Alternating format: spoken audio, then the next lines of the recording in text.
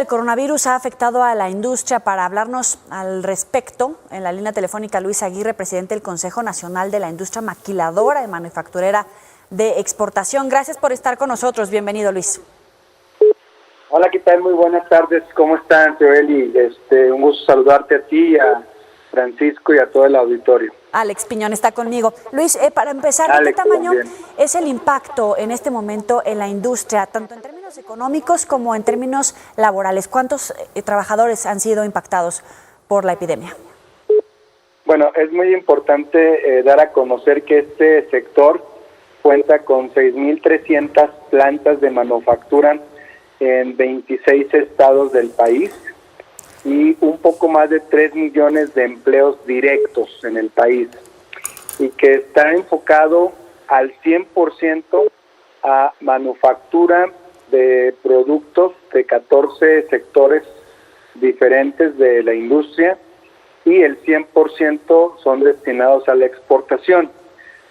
Este modelo de negocio que se conoce como maquilador desde hace 53 años, pues hoy genera el 60% de las exportaciones totales de México, y productos de alta complejidad tecnológica como los que hoy está requiriendo el mundo para hacer frente a esta pandemia, desde el sector médico, del sector de telecomunicaciones, entre otros. Y pues desafortunadamente, con la situación de esta contingencia sanitaria o causas de fuerza mayor, como ha decidido nombrarla en el decreto publicado el 31 de marzo pasado el gobierno federal, hoy está más de la mitad de nuestras plantas, por ser no esenciales, paradas, están inactivas por todo este mes de abril, y estimamos también que entre un 50-55% de los 3 millones de empleos están en casa. Luis, preguntarte sobre los insumos. Sabemos que desde hace ya algunas semanas han denunciado que no cuentan con los insumos, sobre todo porque pues vienen de países que han sido severamente afectados por este COVID-19. En este momento, digamos, ¿cómo están operando y cuál es el decrecimiento que ustedes prevén hacia el final de la pandemia, por lo menos aquí en nuestro país? Gracias por la pregunta, Alex. Efectivamente, en el mes de marzo yo apuntaba que íbamos a tener un decrecimiento en las exportaciones del mes de marzo entre un 15 y un 20%, debido a la contracción de la cadena de suministro, principalmente de China y de la proveeduría asiática. Esto, pues, estamos esperando los datos oficiales aparte de aduanas y del INEGI del mes de marzo, pero nos da un decrecimiento más o menos entre 3,500 millones de dólares que se dejaron de exportar en el mes de marzo. Con esta situación del mes de abril, estamos previendo pues un decrecimiento en las exportaciones de abril que pudiera llegar hasta el 40-42%. Es altísima esta cifra. ¿Qué medidas están previendo tomar si esta situación se prolonga más allá de lo esperado? ¿Y cuáles son las medidas que le están pidiendo al gobierno federal de apoyo a esta industria? Nosotros estamos muy conscientes de lo primero que hay que mantener es la integridad física de las personas, de nuestros colaboradores principalmente, y sus familias, de reducir el rate o el rango de contagio. Es lo primero que hay que atacar, hay que atender.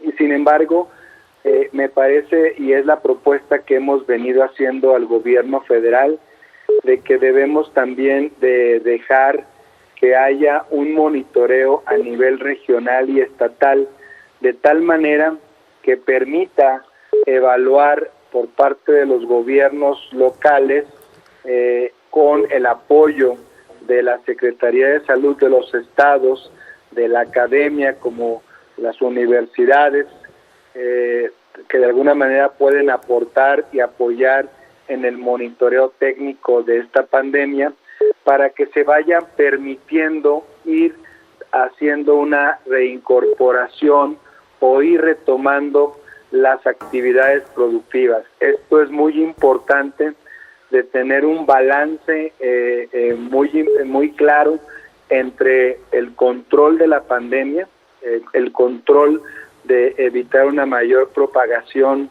de casos de COVID, pero también mantener la planta productiva no tan caminando, precisamente para poder estar generando las oportunidades que vamos a ir a necesitar para el sostenimiento de las familias y el bienestar y económico de nuestro país, una vez que pase estas fases de mayor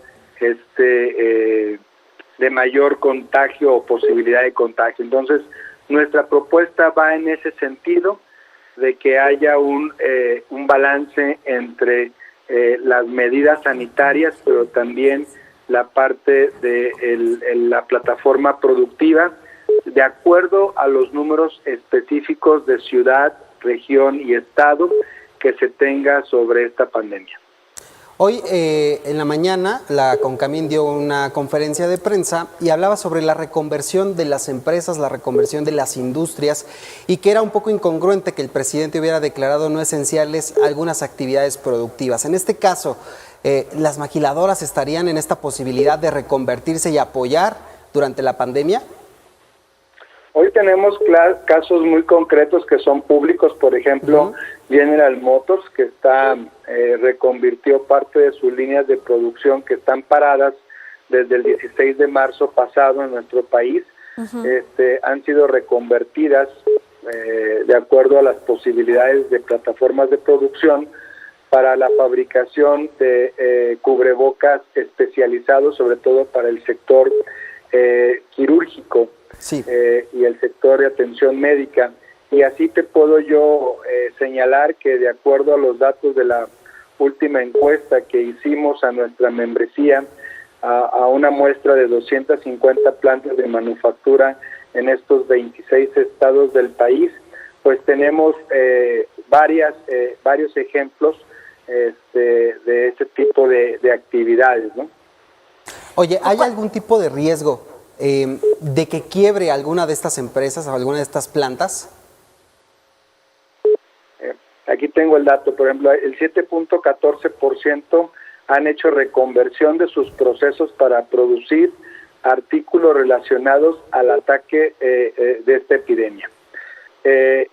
Sí tenemos algunas empresas en riesgo, sobre todo de recién inversión, que puede ser irreversible el impacto por estos montos de inversión que estamos haciendo empresas de sectores de alta complejidad tecnológica, y que ante un panorama que no teníamos previsto el año pasado y se destinaron inversiones en nuestro país, pues hoy en día están teniendo que valorar la suspensión de esa continuidad de inversiones, o si no han iniciado algún proceso de infraestructura, de construcción de plantas productivas, están repensando la relocalización de estas inversiones, sobre todo pues en regiones donde en este momento haya una menor posibilidad de que su operación, que no es esencial, se vea afectada por un paro indeterminado. ¿En qué estados principalmente, si los pudiera tener identificados?